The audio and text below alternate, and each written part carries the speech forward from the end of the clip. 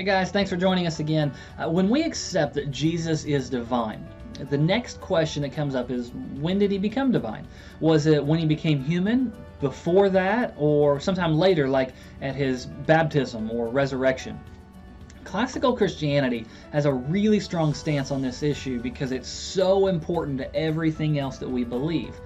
If the Son came into being only at his birth, then there can be no triune God, for the Son would not be eternal, hence not God. He wasn't born a regular human and later gained divinity or was ascribed divine attributes by his followers. In order for the logical consistency to stay in place, we accept that Jesus, the Son of God, is eternal.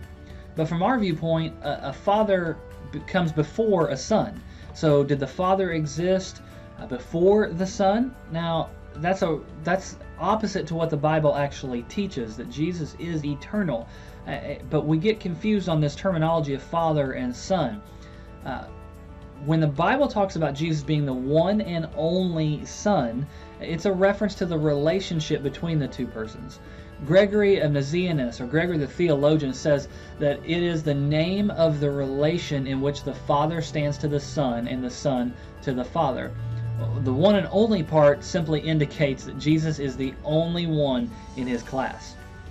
Now, the Church Fathers, they had a phrase out of the Nicene Creed to talk about the divinity of Jesus, and they called him very God of very God. Now, that may sound like a strange phrase to us, but here's what it means. Jesus is the begotten, the not made Son of God. And the Creed says that he is of one substance with the Father, by whom all things are made. It means that Jesus is the eternal God. And Augustine says that, technically speaking, we're incorrect to use past and future tenses of that verb to be, since to say that Jesus has been God, well, that implies that he is no longer, and to use will be suggests that he isn't yet. Instead, we must use the only verb tense we can, is. Jesus is the Son of God, always and forever in the present. So, if Jesus is God the Creator, the Eternal One, the everlasting, the omniscient, omnipotent God of the universe, how is it that he walked among humans as a human and was not instantly noticed for who he was by every person on the planet? Well, remember recently we talked about Jesus existing in one of two states, humiliation and exaltation. Well, we know from Philippians 2, 5 through 11, which is on your screen right up here, that Jesus humbled himself, taking on the form of a servant, being born in the likeness of man. Everything from his birth to burial encapsulates the humiliation state. But from the resurrection to glorification through the rest of eternity, he is in an exalted state. So what exactly happened when he humbled himself and became human? Did he cease to be God? The short answer is no. Instead, he voluntarily abdicated his divine power on a temporary basis, meaning for a brief time he gave up his sovereign power and many of the attributes that we've looked at in the past in order to undergo his saving mission. So when Philippians says that he emptied himself, it doesn't mean that he ceased being God, but that he did not inordinately claim the glory he rightly had. It's a tough analogy to make because the scope of this is so much bigger than what we really can grasp. But think of what you do when you're playing with your children. When you get down on the floor with them and you're at their level, you're playing with their toys, you're bigger than they are, you're stronger than they are, so you can force them to do whatever you wanted. You are the one who provides everything for them. You probably bought them the toys they're playing with. You provide the house that they're in, and so on. But in that moment, when you're on the floor playing with them, you're setting aside all of that to be present with them in a way that's understandable and relatable to them.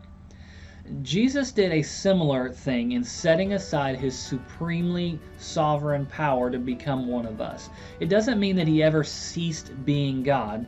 And our focus, much like Philippians 2, should not be on what powers he set aside and what powers he held on to or anything like that, but instead the fact that he self-emptied shows us what the servant life truly looks like. Paul is using this amazing doctrine to call us to a humble life of service, of self-submission, hoping to move us all to a place where we walk in humility, considering others more than ourselves. And this is what I love about theology. Even in the deep, complicated doctrines of the Christian faith, we see that they don't exist just for the sake of knowledge. Instead, to really know Christian teaching is a precursor to great Christian living. So I hope that you will take this doctrine of the eternal sonship of Jesus and how he laid aside, he humbled himself, of his divine powers for the sake of reaching you and me. What a great example for us. And so as we study this doctrine, this so important, complicated doctrine that will blow your mind the deeper you get into it, I hope that it helps each one of us realize the need for humble, self-submitting servanthood in your life.